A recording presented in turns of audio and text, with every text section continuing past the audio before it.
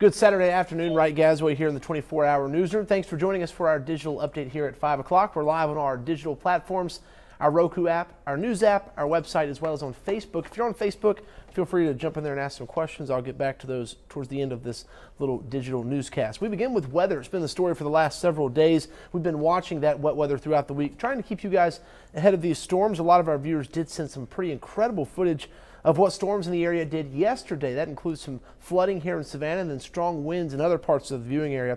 Let's take a look at what Christy Ray sent us today. This is coming to us from Jeff Davis County. You can see that large tree knocked down there beside her home. Good thing it fell that way and not into the house there. And this is another view of her backyard. You can see the trees down, the limbs down, and other leaves and stuff in her backyard. And there's another shot of that tree from the other side. Once again, just awesome that the tree fell the other way. I know that's a big cleanup, but it would have been a lot worse had it fallen into her home.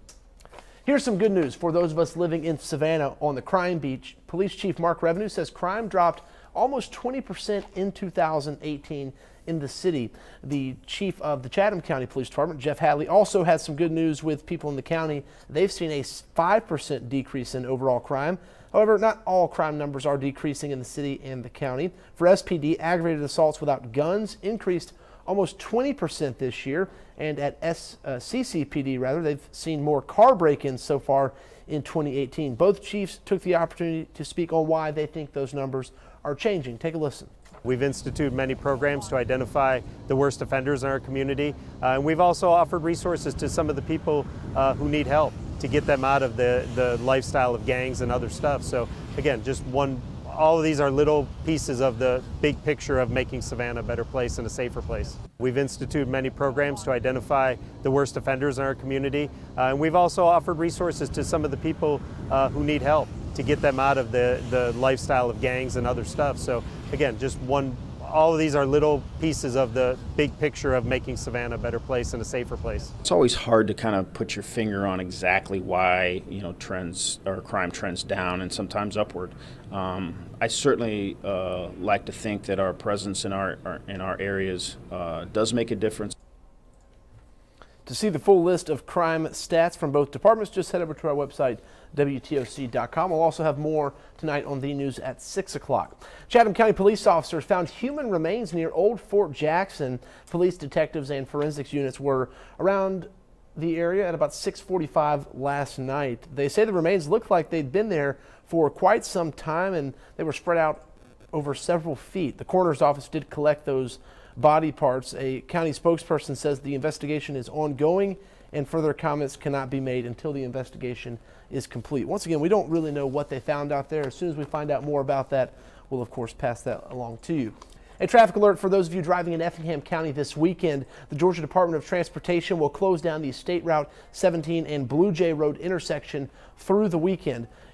Contractors are building the new roundabouts island out there. You see some of that work being done right now. The traffic circle is scheduled to open Monday morning at 5 o'clock. So big changes coming for people who use that intersection. Once again, that is Highway 17 and Blue Jay Road there in Effingham County.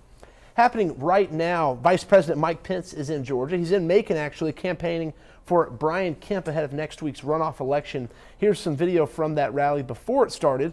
It's at the Macon Centerplex. It was supposed to wrap up at about 6 o'clock, but it does look like it got kicked off a little bit late this afternoon. President Trump endorsed Brian Kemp earlier this week on Twitter. Kemp is squaring off against current Lieutenant Governor Casey Cagle in the Republican runoff to be candidate for governor. The winner faces Stacey Abrams in November. A quick note for you, current Governor Nathan Deal did endorse Casey Cagle. Otherwise, a lot of the big endorsements have been going Kemp's way, and in turn, that has kind of turned the race in his favor. Recent polls show the Secretary of State has taken a lead over Casey Cagle. Cagle has long been the candidate to be the next governor of Georgia. Stacey Abrams, if she wins, will become the first female and the first African-American governor in state history. So a lot on the line. Once again, that election will be in November. The runoff is next Tuesday. Early voting wrapped up Friday.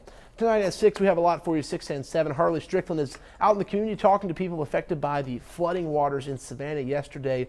Some of the worst flooding we've seen here in a long time. People I spoke with say it's the worst they've seen since they've lived here. So she's talking to people impacted by that as they also brace for another round of storms. Andrew Gordon will have the latest on that and what we can expect tonight with those storms coming through. He'll also have an update at 8 o'clock for a weather update on all the digital platforms and at other times as needed throughout the evening. As always, you can catch all of our news online. We have all that for you on our app, on our social media pages, and on our website. Until 6 o'clock, have a great night. I'll see you on the television tonight.